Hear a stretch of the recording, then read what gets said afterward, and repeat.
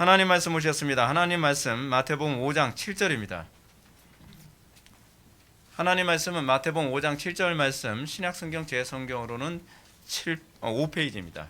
신약성경 5페이지 마태복음 5장 7절 말씀 마태복음 5장 7절 말씀 찾으셨으면 우리 다 같이 한 목소리로 봉독하겠습니다. 시작. 긍휼히 여기는 자는 복이 있나니 그들이 긍휼히 여김을 받을 것이미요. 아멘. 이 시간은 산상수훈 8번째 강의가 되겠습니다. 긍휼히 여김 받는 복이라는 제목으로 하나님 말씀 증거하도록 하겠습니다. 긍휼히 여김 받는 복. 이 세상은 긍휼을 찾아보기 힘듭니다. 우리는 긍휼히 여김을 받고 싶어 하지 않나요? 그렇죠? 우리가 어려움이 있을 때 누군가 나를 긍휼히 여겨주기를 우리는 바랍니다. 근데 세상이 점점 강팍해져 가고 악해져 갈수록 세상은 점점 긍휼함이 없습니다. 옆에서 누가 굶어 죽어도 긍휼히 여기지 않습니다. 옆에서 누가 어떤 끔찍하고 고통스러운 상황 가운데서 절규한다 할지라도 긍휼히 여기질 않습니다. 점점 세상이 그렇게 돌아가고 있습니다. 전 세계를 여러분 한번 들여다보십시오. 특히 공산주의 국가들을 들여다보십시오. 공산주의 운동을 하는 사람들은 마치 긍휼이 많은 사람인 것처럼 얘기하지만 정작 공산주의로 나라가 됐다고 하는 공산주의 국가 사람들은 옆에서 사람들이 굶어 죽어도 긍휼히 여기지 않습니다. 얼마나 위선적입니까? 노동자 농민들에 대한 긍휼함을 빌미로 하여 사회를 혁명하고 사회를 뒤집어 엎자고 외쳤던 그들이 정작 사회가 혁명으로 뒤집어 엎어지고 난 이후에는 하루에도 수백 명의 아사자가 나타나고 그리고 1년 동안에도 수백만 명, 북한에서는 거의 300만 명이 아사자가 일어났다고 하는데도 그 인민의 지도자라고 하는 사람들이 자기 백성들을 전혀 긍휼히 여기지 않습니다. 여러분, 잘못된 사상이 들어가면 나타나는 끔찍한 모습이 바로 그런 부분입니다. 긍휼히 여길 줄 모르는 것. 그러나 복음이 들어왔을 때 우리에게 나타나는 것은 가장 전형적인 것. 그것은 긍휼히 여기는 법을 비로소 깨달아 알게 된다는 사실입니다. 우리는 긍휼히 여김을 받기 원합니다. 누구나 다른 사람들에게 긍휼히 여김 받기를 원합니다. 그런데 우리의 이기적이고 우리의 타락한 본성은 다른 사람을 긍휼히 여기는 데는 굉장히 인색한 것이 사실입니다. 오늘 본문에서 예수님의 가르침과는 굉장히 대조적인 것이 오늘날 교회 안에서도 흔히 나타나고 있다는 사실입니다. 아니, 오히려 긍휼이 오히려 더 메말라 있는 곳이 오늘날 교회가 아닌가 하는 생각이 많이 나타나기도 합니다. 그 대표적인 예가 우리가 오늘 이 본문과 관련해서 우리가 살펴봐야 될 중요한 사건인데 요한복음 8장에 나오는 간음하다 현장에 붙잡힌 한 여인의 사건입니다. 이 사건은 유대 공동체에서 일어난 사건입니다. 유대 공동체라고 했을 때 그들은 나름대로 하나님을 믿는다고 하는 소위 종교 공동체입니다. 유대 공동체는 단순히 민족 공동체 이전에 그들은 종교 공동체입니다. 근데 놀랍게도 그 종교 공동체인 그 유대 공동체 안에서 긍휼함이라는 것을 찾아볼 수 없는, 마치 북한에서나 볼 수 있는 인민재판 같은 일이 아무렇지도 않게 양심의 가책 없이 자행됐던 것이 바로 예수님 당시의 그 유대인들의 모습이었습니다. 한 여인이 간음하다가 현장에서 붙잡혔습니다. 그리고 유대인 종교 지도자들은 많은 무리들과 함께 그 간음하다 현장에 붙잡힌 이 여인을 끌고 와서 돌로 찍어 죽일 준비를 하고 있습니다. 그 당시에 돌로 때려 죽이는 것은 뭐 야구공만한 돌 던지는 게 아니라요. 그 당시엔 그 호박돌로 내려 찍어 죽이거든요. 호박돌 한 이만한 돌. 가서 한 명씩 와서 막 머리를. 여러분들 영화 같은 데 보면 이렇게 짱돌 던지는 것처럼 보이잖아요. 근데 사실은 실질적으로 그 당시에는 짱돌도 짱돌인데 대부분 호박돌에서 내리 찍었다는 겁니다. 얼마나 끔찍합니까? 근데 잘 안 죽어요. 사람들이 그걸로 내리 찍는다고 잘 죽질 않아요. 그럼 막 이렇게 그 살가죽이 벗겨지면서 막 그 해골이 드러나고 그러면서 피를 철철 흘리면서 서서히 죽어가는 것이 그 당시에 이 투석형이었습니다. 근데 이 여자를 투석형으로 죽이기 위해서 많은 무리들과 군중들이 막 분노가 차 있고 그리고 저 여자를 죽여라 죽여라라고 하는 그런 분위기 안에서 살벌한 분위기 안에서 이 여자를 데려다가 죽일 준비를 합니다. 예수님 앞에 끌고 왔습니다. 그리고 예수님께 묻습니다. 예수님께 말하되 선생님이여 이 여자가 간음하다가 현장에서 잡혔나이다. 모세는 율법에 이러한 여자를 돌로 치라 명하였거니와 선생은 어떻게 말하겠나이까? 라고 예수님께 소위 인민재판에 참여해야 될 것인 것처럼 예수님을 유도하고 있습니다. 이런 종교 지도자들에게는 이 종교 지도자들과 이 사람들 무리 사이에 이 여자는 어떤 모습이었을까요? 언제 죽을지 모르는, 진짜 지금 당장 난 이제 죽었구나라고 하는 것을 느끼고 의식을 거의 잃을 정도로 사시나무 떨듯 공포에 완전히 쩔어 있는 한 여자를 우리는 쉽게 상상할 수 있지 않나요? 과거에 인민재판이 일어났을 때 그랬죠. 수많은 사람들이 아무런 긍휼함 같은 건 쳐다보지 않고 저놈은 인민의 적이다, 저놈은 죽여야 된다, 저놈은 죽여 마땅하다, 모든 사람들이 나와서 저 사람이 죽여야 될 명분을 찾고 외치면서 저 사람을 죽여야 된다, 하다못해 자기 자녀들까지도 저 사람은 인민의 적임으로 죽여야 됩니다 라고 외쳤죠. 지금 이 여자가 소위 사랑이 많아야 될 그 종교 공동체 안에서 그런 인민재판과 같은 분위기 속에서 공포에 떨고 있다는 사실입니다. 놀랍게도 이 공포에 떨고 있고 얼굴이 창백하게 죽을 것 같은 그런 상태에 있는 이 여자를 보면서 아무도 동정심을 발휘하지 않는다는 사실입니다. 아무도 긍휼히 여기지 않습니다. 오히려 사람들은 이 여자가 죄를 범했기 때문에 당연히 끔찍한 최후를 맞이해야 마땅하다, 아니 투석형 이것도 사실은 너무 약하지, 이런 태도로요. 그들은 오로지 율법의 정죄만 가득했습니다. 율법에 의하면 모세가 돌로 때려 죽이라고 했잖아, 당연히 그래야지. 그들은 이렇게 죄인을 증오하면 증오할수록 하나님 앞에 더 열심히 있는 사람인 것처럼 사람들한테 보일 것이라고 생각했죠. 누가 먼저 찍을래? 저 먼저요. 서로가 앞다투어 먼저 돌을 던지고 그리고 잔인하게 그 여자를 죽일 태세를 견지하고 있습니다. 이런 종교 지도자들과 무리들을 향하여 예수님이 취하신 태도는 과연 무엇이었을까? 이것이 오늘날 우리가 바라봐야 될 문제입니다. 왜냐하면 이런 일이 사실은 오늘날 교회 안에서도 굉장히 흔히 일어나고 있고 사실은 개혁파 교회 안에서 더 많이 이런 일이 일어나고 있기 때문에 그렇습니다. 예수님은 종교 지도자들의 질문에 대해서 이렇게 말씀하십니다. 이렇게 행동하셨습니다. 예수께서 몸을 굽히사 손가락으로 땅에 쓰시니 이런 예수님의 첫 번째 반응은 과연 무엇을 의미하는 것이었을까요? 그들이 예수님께 묻습니다. 돌로 찍어 죽일까요 말까요? 근데 예수님은 들은 채 만채 손으로 뭔가 땅에 뭘 쓰셨다고 얘기합니다. 그들의 질문에 대해서 예수님은 아무 대꾸할 가치가 없다고 사실 반응한 겁니다. 근데 어떤 설교자들은 그렇게 생각합니다. 이건 예수님이 땅바닥에다 뭐라고 글씨를 썼는데 그 글씨가 사람들의 양심에 가책을 느끼게 했을 것이다. 여러분, 흥미로운 사실은요, 성경에서 예수님이 글씨를 쓰셨다는 말이 없어요. 단 한 번도요. 땅바닥에 글씨를 썼다라고 생각하는 것은요, 너무 추론이 심한 겁니다. 우리는 항상 본문을 해석했을 때 본문이 얘기하는 것으로 모든 것을 한정져서 우리가 추론해야 마땅합니다. 예수님께서 땅바닥에 글을 쓰셨다, 별로 설득력이 없습니다. 왜냐하면 요한복음의 기자는 만약에 예수님께서 여기에 글을 쓰셨고 그 쓰신 글이 저들에게 영향을 끼쳤다고 한다면 요한은 틀림없이 어떤 내용의 글을 썼을 거라고 기록했을 것입니다. 근데 그 내용, 어떤 내용의 글을 썼다는 기록이 없다는 얘기는 예수님이 땅바닥에 글을 쓴 것이 그들에게 아무런 영향을 끼치지 않는, 아무런 의미가 없는 행동이었다는 것을 오히려 우리들에게 얘기해주고 있는 것이죠. 이런 사실은 예수님께서 땅에 무엇을 썼다는 것이 독자들에게도 아무 알 필요가 없다는 것을 요한이 우리들에게 암시해주고 있는 것입니다. 그럼 예수님의 이런 행위를 어떻게 이해해야 되죠? 예수님의 이런 행동은 종교 지도자들의 행동, 그들의 질문과 그들의 의도를 그냥 무시하고 있다는 것을 보여주는 겁니다. 여러분, 우리 그러잖아요.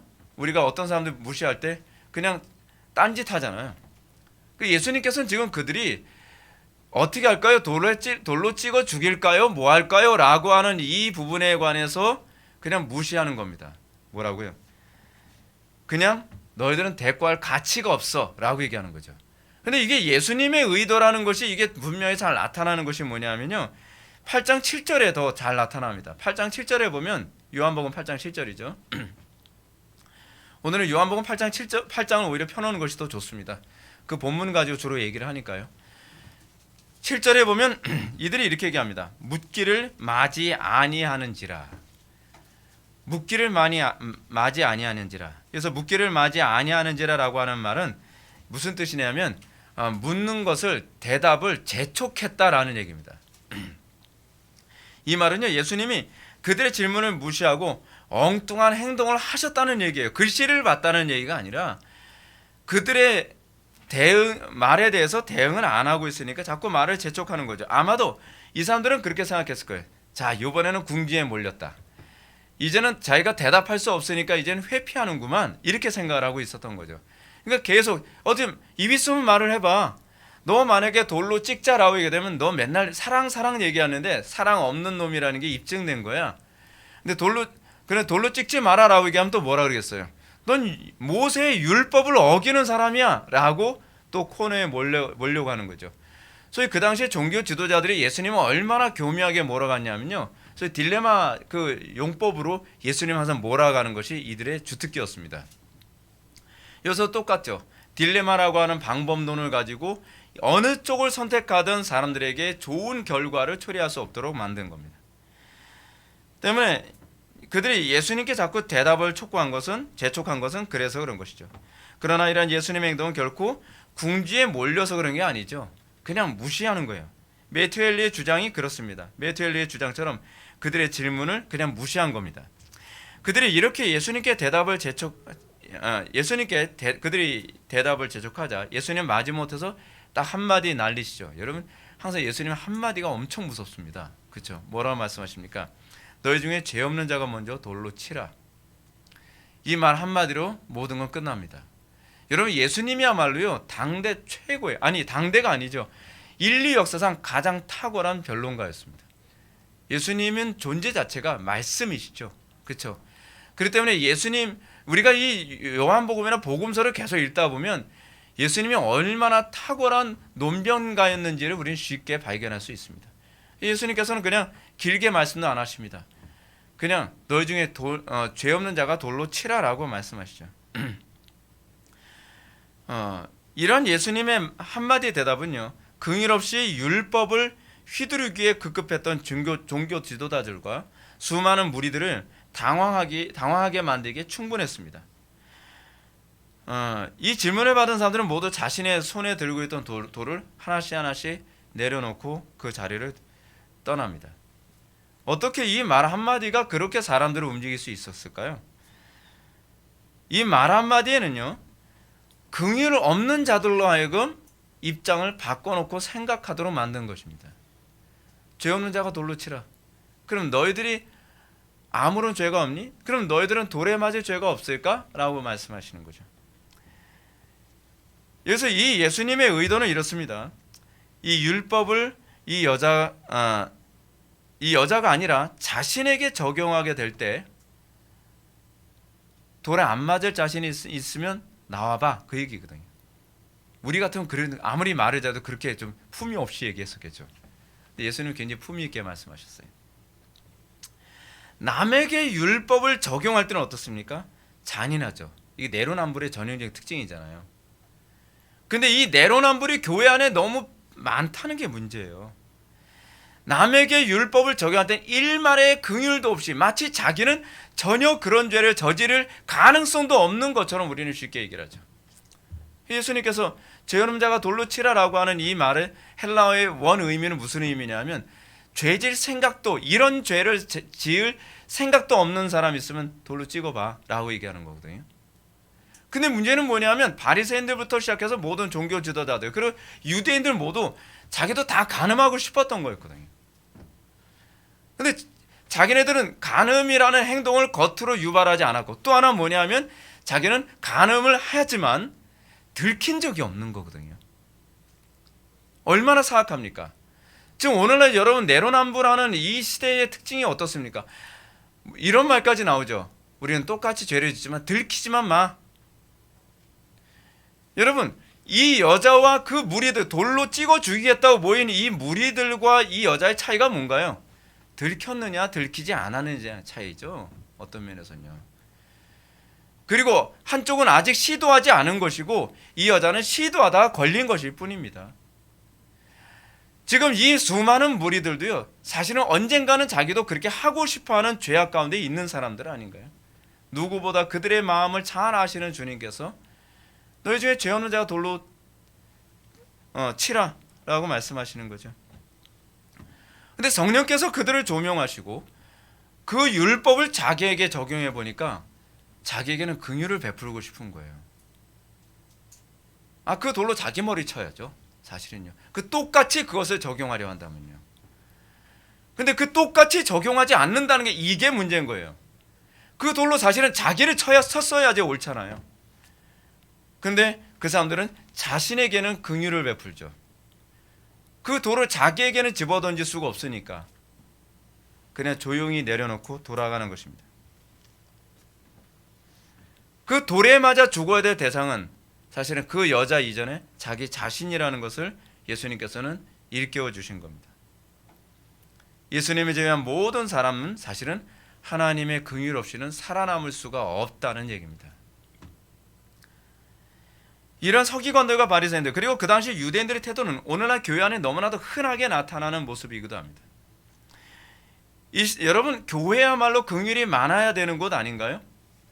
근데 교회야말로 긍휼이 너무 없는 곳으로 많이 드러나죠. 그러다 보니까 긍휼이 있는 척하는 모습을 자꾸 흉내내잖아요. 우리는 예나 지금이나 교회 안에서 흔하게 나타나는 이 문제의 본질을 정확하게 볼 수 있어야만 합니다. 그 본질이 뭘까요? 그 본질은 이것입니다. 죄에 대한 증오인가 아니면 죄인에 대한 증오인가에 관한 문제입니다. 요한복음 8장의 이 사건은 분명히 죄에 대한 증오가 아니었습니다.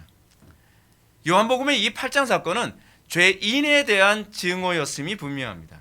왜냐하면요, 이 사건에서 이 형벌의 장소에는 그 여자만 있어서는 안 되는 거거든요. 간음을 혼자서 합니까? 그렇잖아요. 틀림없이 간음을 한 또 다른 상대 남자가 있단 말이에요. 근데 놀랍게도 그 간음하다가 현장에 붙잡혔는데 이 여자만 그 자리에 서 있고 남자는 없다는 것이죠. 이건 틀림없이 두 남녀의 사건입니다. 그리고 율법에서는 틀림없이 그렇게 얘기하고 있습니다.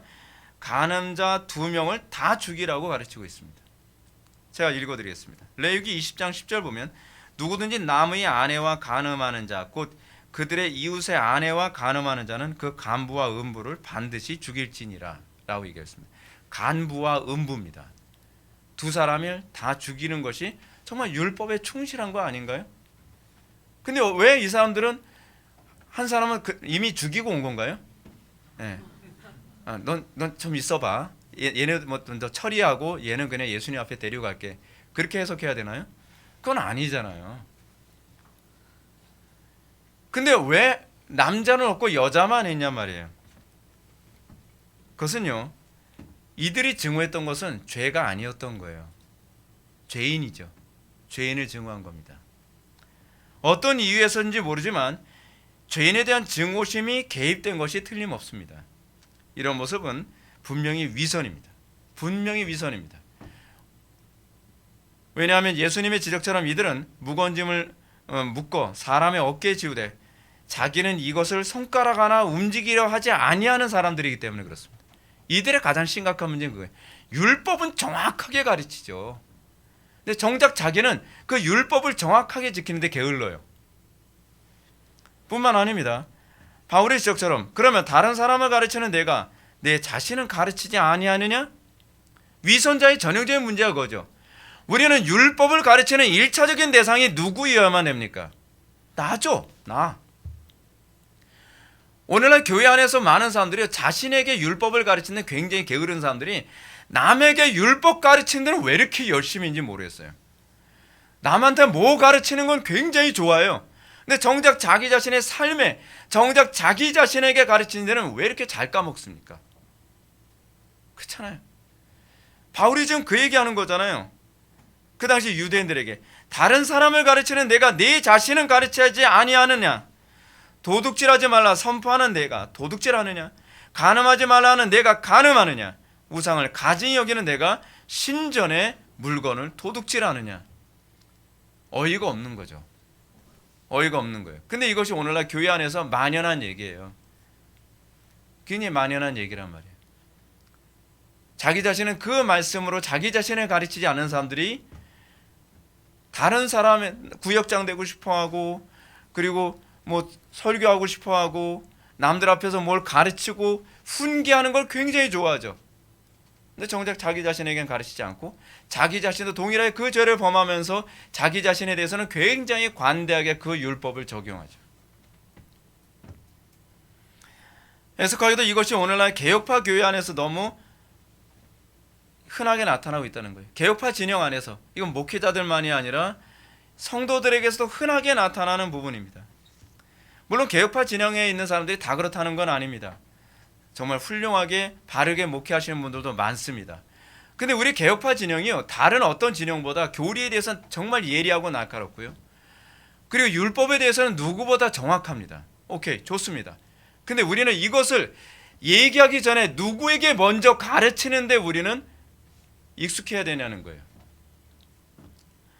개혁파 진영에서 여러분 존경스럽고 훌륭한 목회자들과 성도들이 많지만, 그러나 우리 개혁파가 정말 개혁되어져야 될 부분 중에 하나는 무엇이냐면, 이 가르침이 먼저 자기 자신과 그리고 이 가정 안에서 먼저 이루어지는데 익숙해야 된다는 사실입니다.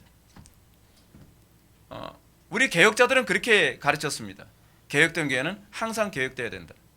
무슨 얘기죠? 우리는 먼저 개혁된 사람들이고, 우리는 그와 아울러 우리는 계속적으로 개혁하는 사람들이다요.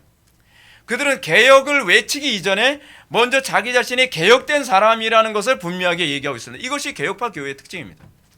오늘날 한국교회가 개혁파라고 얘기를 하는데, 소위 개혁주의를 잘못하고 있는 이유 중에 하나는 뭐냐면, 우리 신앙의 선배들이 개혁을 외쳤던 대상은 나였어요. 루터는 자기 먼저 개혁된 상태에서 로마 가톨릭의 개혁을 얘기했습니다. 그는 자기 자신을 개혁하는데 수십 년이 걸렸습니다. 십수년이 걸렸죠. 나는 칭의가 됐는가? 나는 진정으로 거듭난 존재인가? 나는 죄 문제가 해결된 존재인가에 대해서 신랄하게, 정확하게, 그리고 심각하게 고민하면서 이 죄 문제를 해결한 이후에, 자기 자신을 개혁한 이후에 그 다음에 그 개혁이 밖으로 나갔습니다. 우리 종교개혁자들은 그랬습니다. 우리 종교개혁자들은 내부의 개혁에서 시작됐습니다. 그래서 개혁된 교회, 그래서 리폼드, 과거형 또는 과거 완료형으로 사용되죠. 물론 리폼드라는 말은 수동태로 사용되지만, 우리는 이미 먼저 개혁됐고, 그리고 개혁된 교회는 항상 개혁되어야 되는, 나는 여전히 개혁됐지만 나는 여전히 개혁되고 있는 상태이며, 그 여전히 개혁되는 그 과정에서 주변이 개혁되어져 가는 거예요. 굉장히 자연스러운 현상이죠. 왜냐하면 내가 개혁되어지면 내 주변은 자동적으로 개혁되어져 가는 거거든요. 근데 문제가 뭐냐면, 오늘날 개혁파 진영에서 뭔가 착각을 하는 것이 뭐냐면, 나로부터 개혁되어지는 것이 아니라 나를 제외한 개혁이라는 것이 문제인 거예요. 마치 자기는 개혁이 완성된 사람인 것처럼 착각을 하죠. 우리 개혁파는 그렇게 얘기하지 않는다니까요. 우리 개혁파 신화의 선배들은 나는 개혁됐지만 나는 개혁의 과정 안에 있고 진행형이라고 얘기하고 있는 거예요. 거기서 우리는 진정한 개혁과 겸손이 나타날 수 있는 거죠. 오늘날 개혁파 교회에 보게 되면 교리적 올바름과 공의를 외치는 것 자체는 좋은데, 그 외침이 과연 자신에게도 동일하게 적용되고 있는지에 대해서는 생각해 볼 필요성이 있습니다. 자신의 눈 속에는 들보는 보지 않고 이웃의 눈에 있는 티만을 현미경처럼 들여다보죠. 거기엔 긍휼이 생길 수 없습니다. 이런 사람은 자신이 외치는 교리적 올바름과 공의가 정말로 죄에 대한 증오인지 죄인에 대한 증오인지, 아니면 죄인을 향한 시기와 질투인지에 관해서 좀 생각해 볼 필요성이 있지 않을까요? 그렇지 않으면 우리 개혁파 교회들은 이 시대 바리새주의라는 공격을 면할 수가 없습니다. 이 부분에 대해서 분명해야만 합니다. 저는 우리 개혁파를 정말 사랑합니다. 그리고 우리 개혁파 교회는 어느 교파보다 무서울 정도로 예리한 진리의 검을 가지고 있다는 것에 대해서 저는 동의합니다. 예리하기 때문에 그 검을 잘못 사용하면 나도 죽이고 남도 죽입니다. 칼이요, 사람을 살리는 메스가 될 것이냐 남을 죽이는 흉기가 될 것이냐는 그 칼을 사용하는데 자기부터 숙달되어야 한다는 사실입니다. 자기 자신을 치료하는데 그 칼이 숙달되어 있지 않으면 그 메스를 가지고 내 살을 째고 남의 살을 째는 흉기로 돌변할 수 있다는 사실입니다. 실제로 우리 개혁파 진영 안에서 상당수의 교회들이 바른 교리를 얘기하고 그리고 개혁을 외치면서 오히려 개혁이 아니라 오히려 파괴가 일어나고 오히려 이 긍휼 없음이 더 많이 드러나는 것을 볼 때가 얼마나 많은지 모릅니다. 다 그렇다는 건 아닙니다. 그러나 실제로 많이 이런 일이 일어나고 있다는 것은 우리는 인정해야만 합니다. 그럼 예수님은 어떤 태도를 견지하셨기 때문에 예수님께서는 긍휼로 반응할 수 있었을까요? 주님은 누구보다 죄를 미워하셨다는 것은 분명합니다. 우리 주님은 그 누구보다 죄를 증오하셨습니다. 어느 정도로요? 자기 자신의 십자가에 못 박아 대속으로 죽기까지 죄를 증오하고 미워하셨습니다. 그럼에도 불구하고 예수님은 죄인을 향해서는 긍휼을 아끼지 않으셨다는 것을 우리는 또한 기억하셔야 될 부분입니다. 주님은 죄와 죄인을 분명하게 구분하셨습니다. 이런 일관성은 예수님의 공생에서 잘 나타나죠. 예수님의 공생은 어떻습니까? 예수님의 공생을 가만히 들여다보십시오. 죄인과 싸우는 삶이 아니었습니다. 죄와 싸우는 삶이었습니다. 우리가 놓치고 있는 것이 그겁니다. 우리는 놀랍게도 자기 자신의 내면의 죄와는 전혀 싸우지 아니하고 우리는 죄인들과 혈투를 벌이고 있습니다. 끊임없이 죄인들과, 여러분, 죄와 싸우면 죄인들과 화해하는 관계가 형성되거든요. 근데 죄인과 싸움은요, 자기 자신의 죄는 관대하게 처리하고 죄인들과 끊임없이 분열하고 다투기만 해요. 이것이 오늘날 교회 안에서 흔하게 볼 수 있는 부분 아닌가요? 여러분, 우리는 우리 주변에 우리 개혁파 교회가 진리를 외치고 공의를 외치고 정의를 외치면서 과연 그 죄인들과 화평케 되어지고 그 죄인들이 진리 안으로 들어오면서 한 몸을 이루는 그 영광스러운 모습을 몇 번이나 봤나요? 우리는 우리 주변에 우리 개혁파 교회가 이것도 틀렸어 저것도 틀렸어라고 끊임없이 얘기하지만 그 틀렸어를 얘기하면서 많은 사람들에게 그 진리 안으로 들어오고 그 진리 안에서 행복감을 느끼도록 만드는 그 영광스러움은 얼마나 발견하고 있나요? 계속적으로 난도질하고 계속적으로 분열만 일삼는, 그래서 우리 개혁파 교회에 대한 오해가 뭐냐면 분열주의자라고 하는 그런 오해까지 사지 않았나요? 우리 기독교 분열주의 아닙니다. 제가 개인적으로 로이드 존스 목사님을 좋아하는 이유가 뭐냐면 로이드 존스 목사님은 굉장히 무서울 정도로 예리한 교리적 칼날을 가지고 있지만 그분이야말로 복음 안에서의 에큐메니칼주의자였습니다. 한 형제 안에서의 한 몸을 이루는 데는 그 누구보다 탁월했습니다. 그렇다 해서 그분이 교리를 포기하거나 타협을 한 것은 아니었습니다. 우리는 이 차이가 어디서 나타나는지 아셔야 돼요. 그건 예수님의 그 공생의 사역을 들여다볼 때라야만 가능합니다. 오름요? 좋죠. 근데 그 오름이 나한테 먼저 적용됐을 때 개혁이 일어나요. 그 오름이, 그 바른 교리가 과연 나를 얼마나 개혁했냔 말이에요. 나를 얼마나 치료했죠? 나를 얼마나 주님을 닮게 만들었죠? 나를 얼마나 내 속에 있는 죄 때문에 분노하게 만들었죠? 놀랍게도 오늘날 이 한국 사회 안에서 나타나는 개혁파 교회에게서 그런 모습은 별로 보여지지 않습니다. 자신에 대한 분노는 별로 보이지 않고 형제에 대한 분노가 너무 가득하죠. 예수님의 일관성은 죄와 싸우는 삶이었지 죄인과 싸우는 삶이 아니었습니다. 그렇기 때문에 예수님께서는 이 여자를 돌로 치려고 모였던 사람들이 다 떠나자 그 여인에게 이런 말씀을 남기십니다. 나도 너를 정죄하지 아니하노니 가서 다시는 죄를 범하지 말라. 죄와 분리되라는 거죠. 죄인은 사랑하시고 죄는 미워하고 있는 모습이 여기서 그대로 드러나고 있지 않나요? 예수님은 죄에 대해서는 누구보다 단호한 태도를 견지했습니다. 이 여자에게 내가 너 용서하니까 뭐 아무렇게나 살아도 괜찮아라고 얘기하지 않습니다. 나도 너를 정죄하지 않겠다. 너를 용서하겠다. 그러나 죄에 대해서는 단호한 태도를 견지해라. 죄인을 향해서는 이 정도로 긍휼이 많으신 분이셨습니다. 이제 우리는 이러한 교회의 문제점을 염두에 두면서 다음과 같은 질문을 던질 필요가 있습니다. 이 시대의 교회가 죄에 대하여 엄격한 태도를 취하기보다는 죄를 범하는 사람들에게만 엄격한 태도를 견지하는 이유는 과연 어디에 있을까요? 그 이유를 오늘 본문이 이렇게 대답해 줍니다. 긍휼히 여기는 자는 복이 있나니 저희가 긍휼히 여김을 받을 것이며 라고 가르치고 있습니다. 어떻게 이 본문이 이 질문에 대한 해답이 될 수 있겠습니까? 예수님은 여러분들이 예수님의 이 가르침이 어떻게 이 시대의 이 소위 긍휼이 없는 시대에 적용될 수 있다고 생각하십니까? 그것은 예수님께서 이 시대의 교회를 향해서 어떤 근본적인 문제점을 지적하고 있기 때문에 우리는 여기서 답을 찾을 수 있는 겁니다. 그것은 이 시대, 소위 교회라고 불려지는 이 시대의 그리스도인들 중에 상당수의 사람들이 하나님께 긍휼을 경험해 본 적이 없다는 것이 문제입니다. 긍휼을 베풀 수 있는 사람은 긍휼을 맛본 사람입니다. 하나님께 긍휼을 맛본 사람만이 이웃에게 긍휼을 베푸는 법을 압니다. 누구에겐가 사랑을 받아본 사람만이 누구에게 사랑할 줄 알죠. 여러분들 자녀들 사랑 많이 해주십시오. 그러나 성경적으로 정확하게 사랑하셔야 되겠죠. 왜냐하면 자녀들이 사랑을 맛봐야 사랑할 줄 압니다.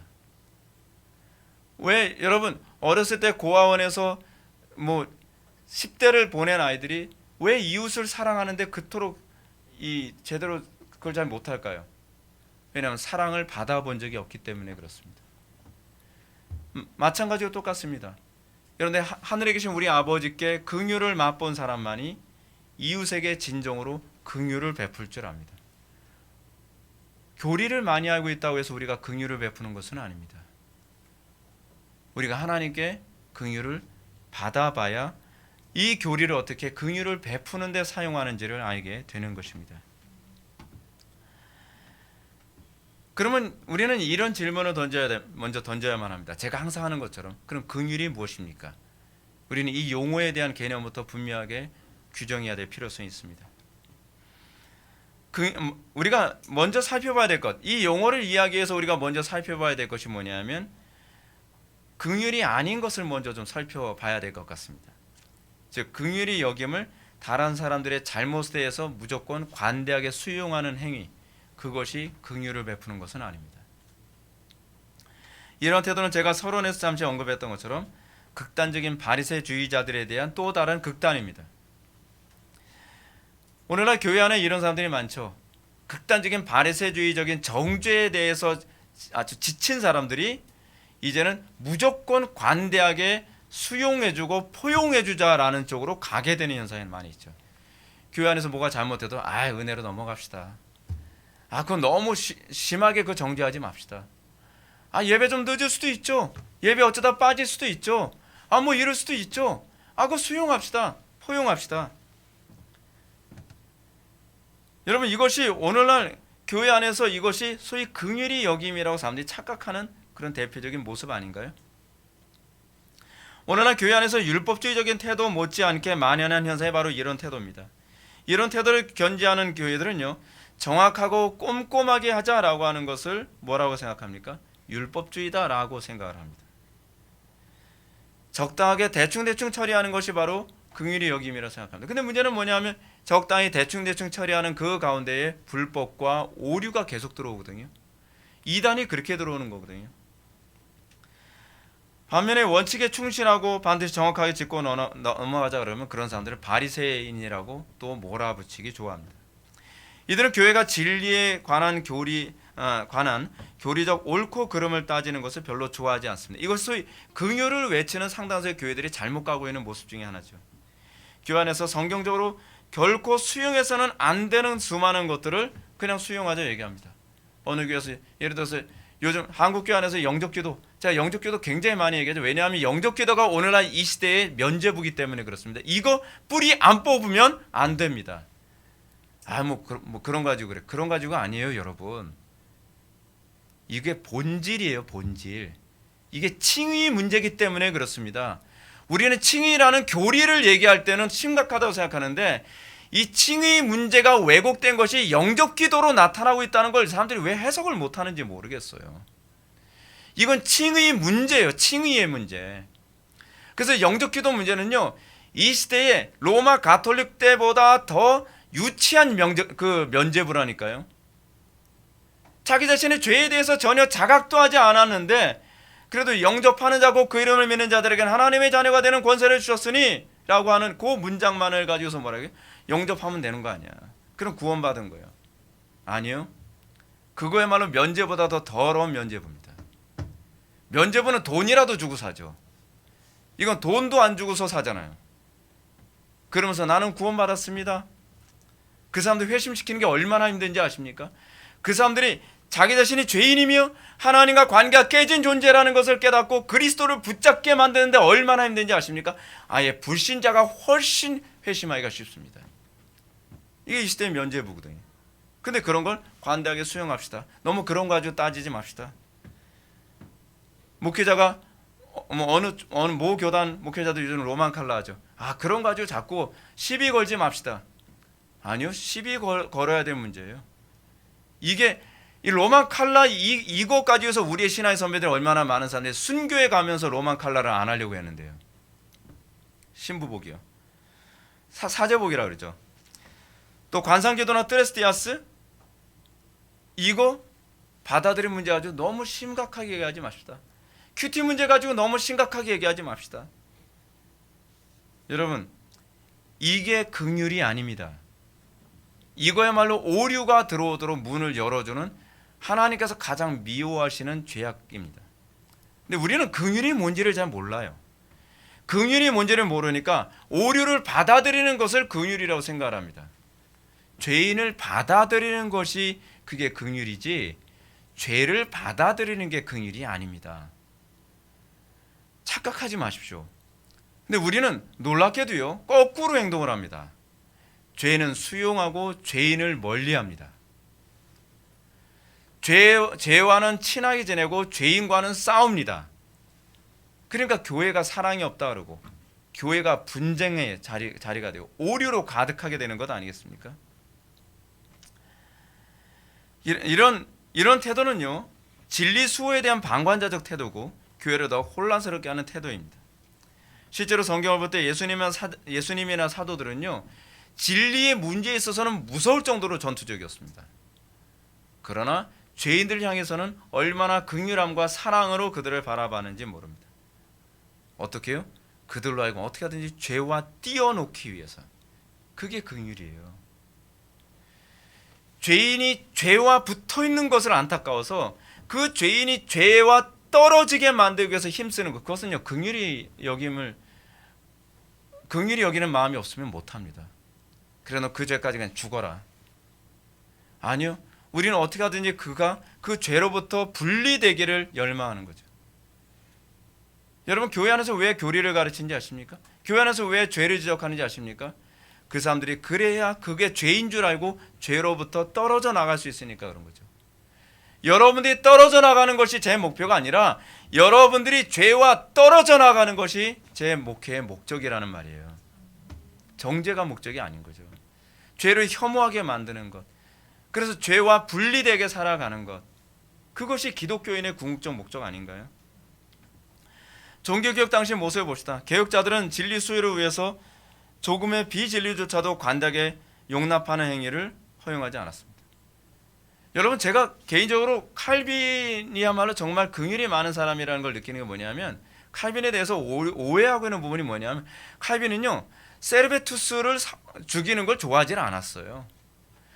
칼빈은 어떻게 하든지 그 오류 안에서 자기를 끊임없이 공격하고 모함하고 거짓말하는 세르베투스를 찾아가고 그와 서신을 교환하면서요, 어떻게 하든지 그 거짓된 교리로부터 세르베투스를 떼어놓으려고 가지내를 썼습니다.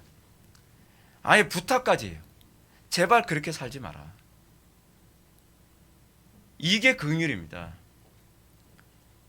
우리는 우리의 지체들을 만나면서 우리 공동체 지체들 안에서 오류에 빠졌을 때 그 지체들이 그 오류로부터 떨어져 나가도록 애쓰고 기도하고 그들을 붙들고 설득하는 것, 이것이 여러분 진정으로 긍휼히 여김이라는 것을 우리는 알아야만 합니다.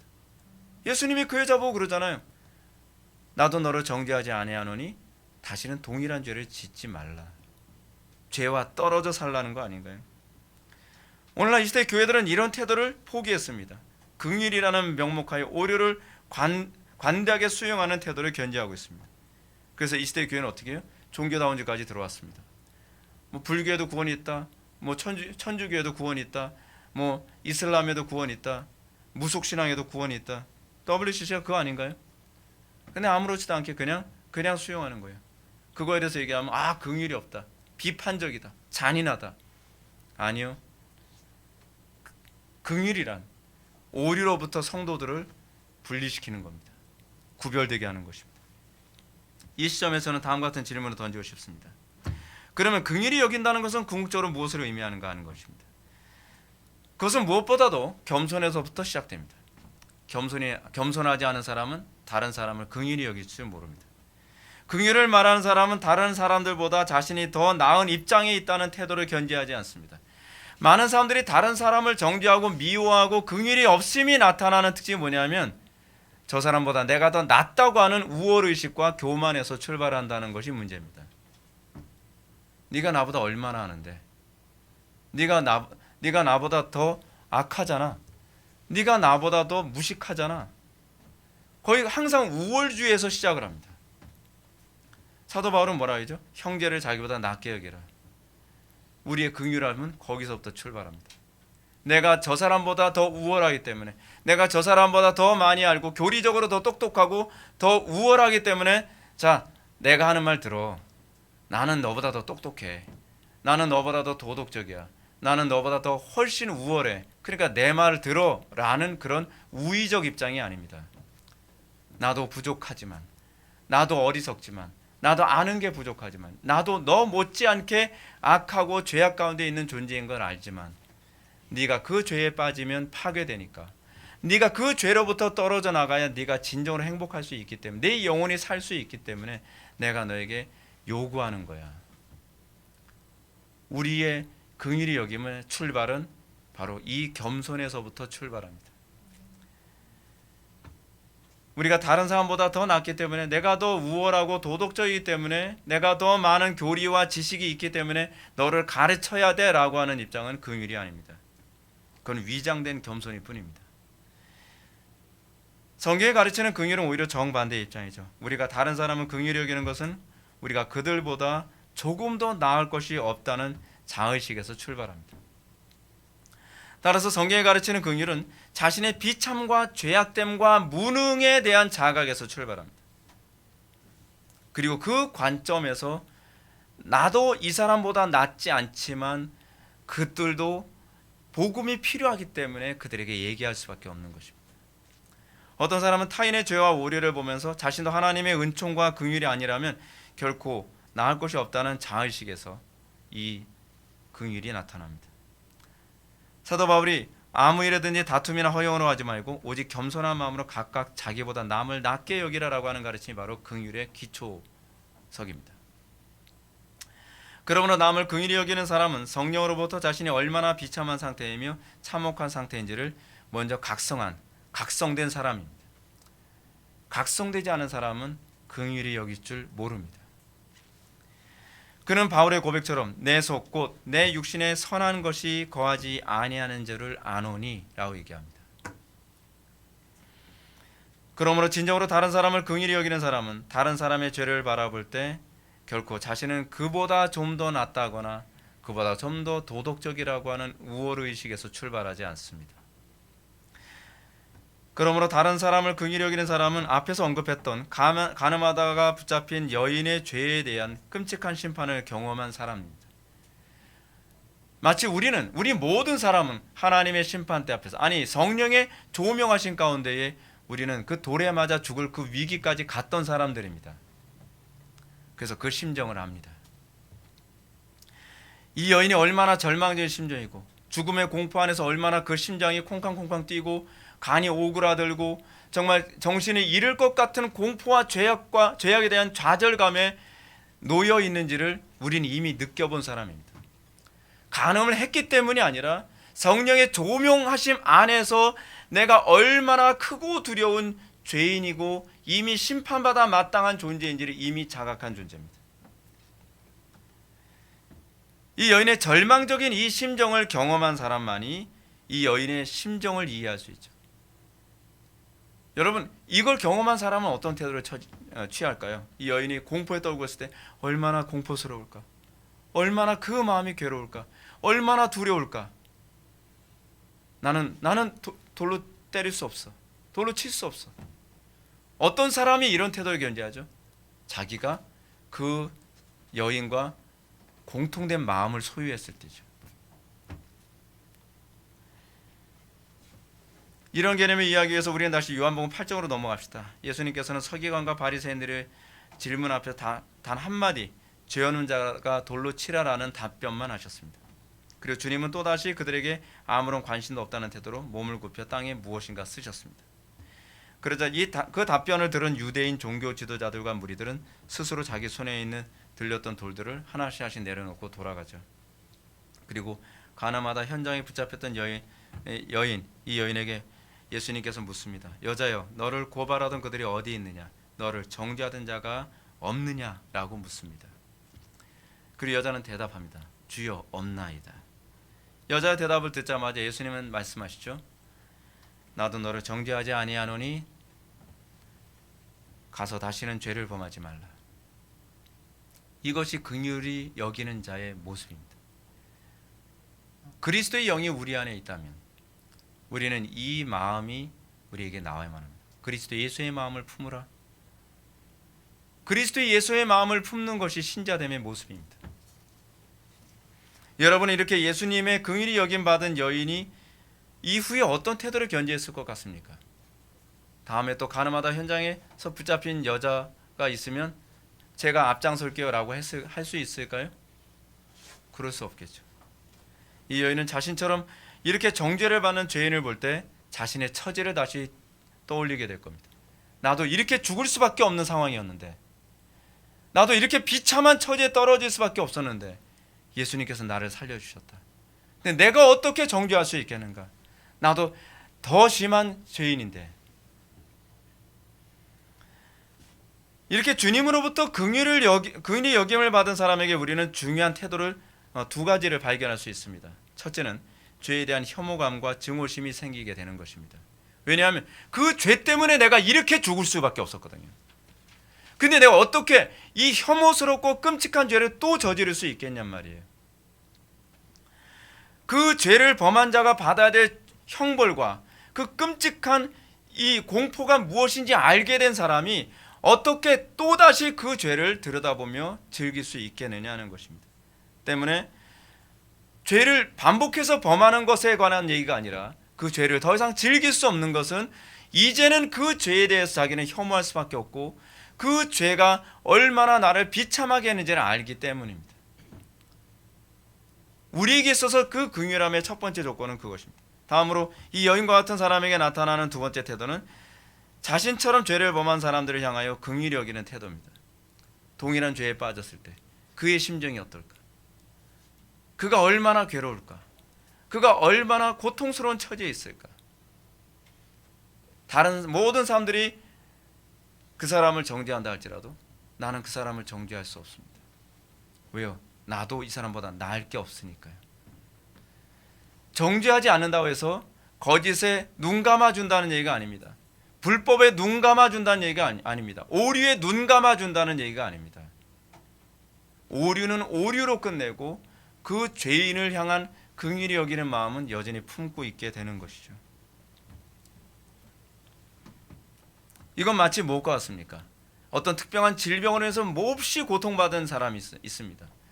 그것 때문에 너무 고통을 받은 사람이에요.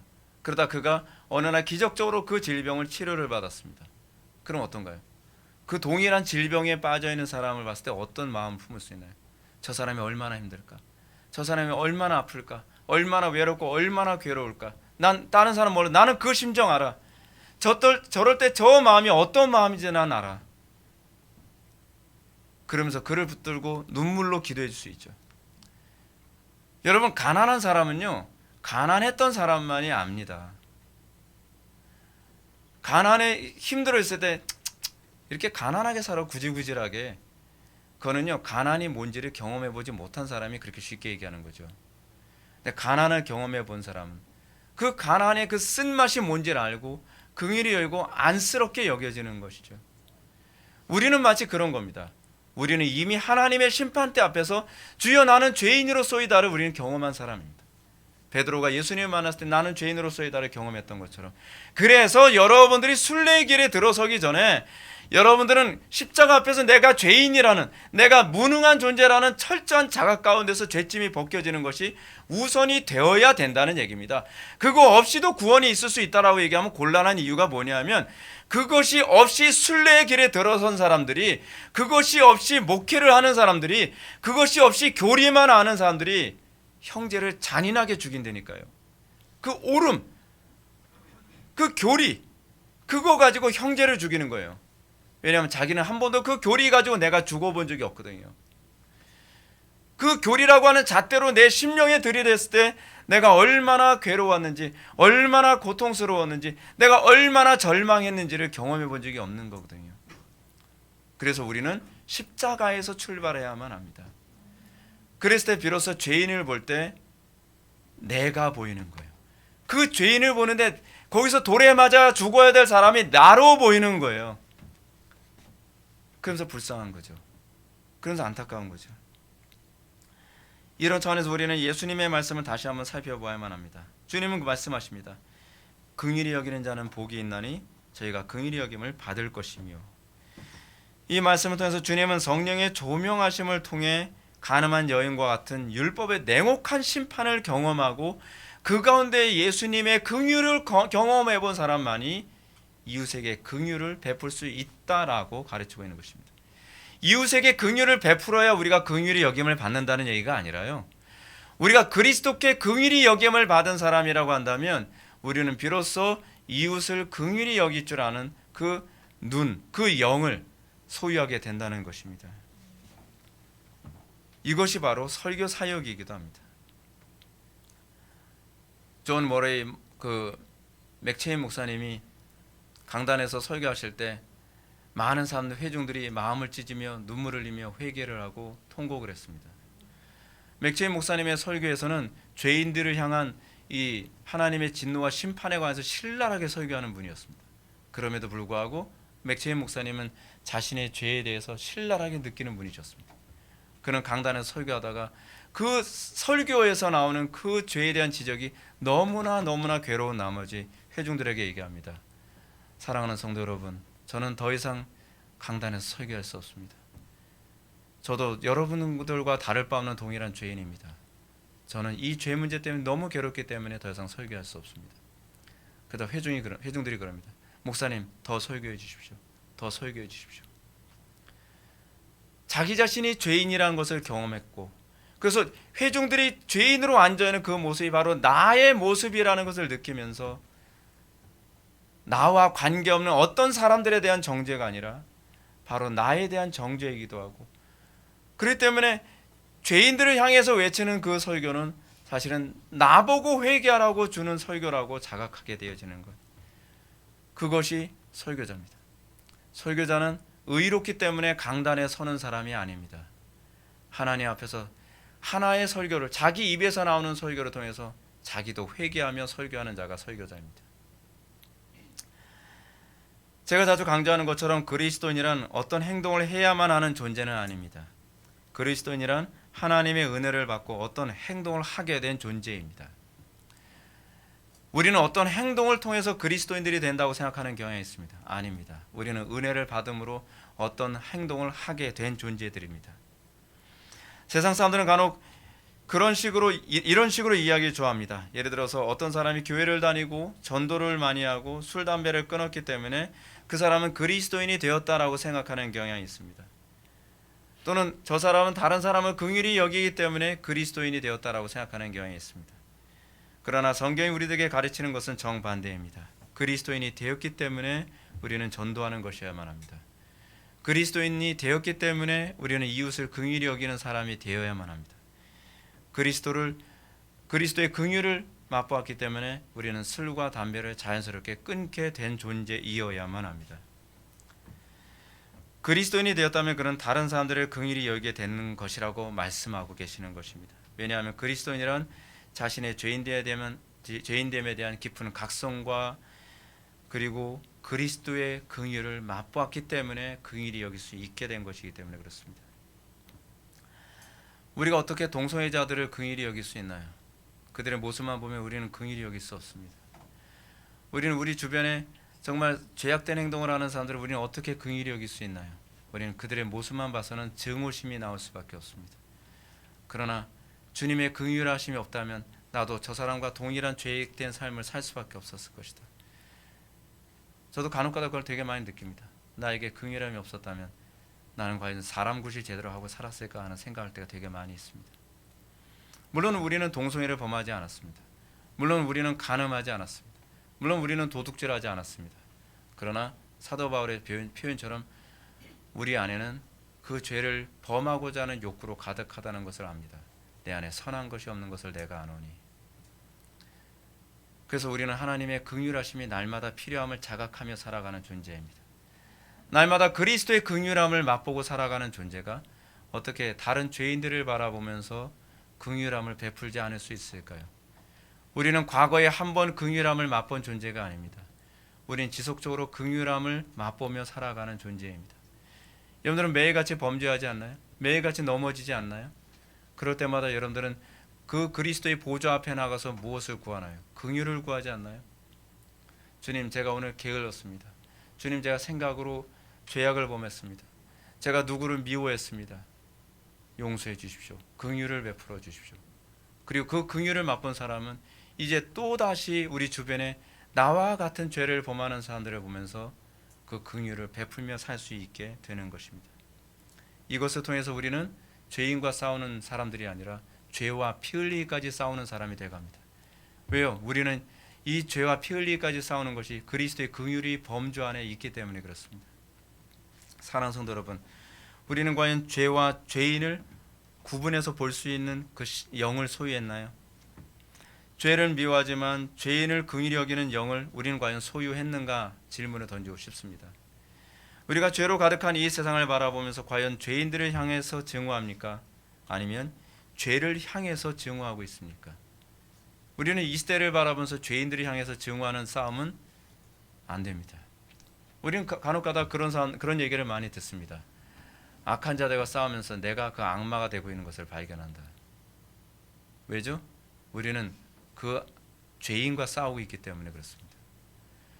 그러나 그 죄인 속에 있는 죄와 싸우는 그 사람이 됐을 때 내 속에 있는 동일한 죄와 싸우고 있기 때문에 우리는 죄인들과 싸워도 악마가 되는 것이 아니라 점점 더 거룩해져 갑니다. 우리 신앙의 선배들이 그렇게 싸웠습니다. 그래서 그들은 죄인들과 싸우는 것 같아 보였지만 그들은 점점 더 거룩해져 갔습니다. 우리는 과연 어떤 싸움을 하며 이 땅을 살아가고 있습니까? 우리는 과연 그 긍휼히 여김이 우리 속에서 계속적으로 뿜어져 나오며 그래서 이 공동체가 사랑과 긍휼로 가득한 공동체로 점점 세워져 가고 있습니까? 여러분들에게 이 귀한 영이 부어지는 은총이 나타나기를 주님의 이름으로 축원합니다. 기도하시겠습니다. 사랑이 많으신 하나님, 우리 속에 주님의 긍휼히 여김에 대한 자각이 항상 풍성하게 하여 주시고 그래서 이웃에 대해서 우리가 긍휼히 여기는 법을 배우게 하여 주옵소서. 죄는 이전보다 더 증오하되 죄인을 더 긍휼히 여길 수 있는 마음이 우리 속에 가득하게 하여 주옵소서. 예수님의 거룩하신 이름으로 기도 올려옵나이다. 아멘.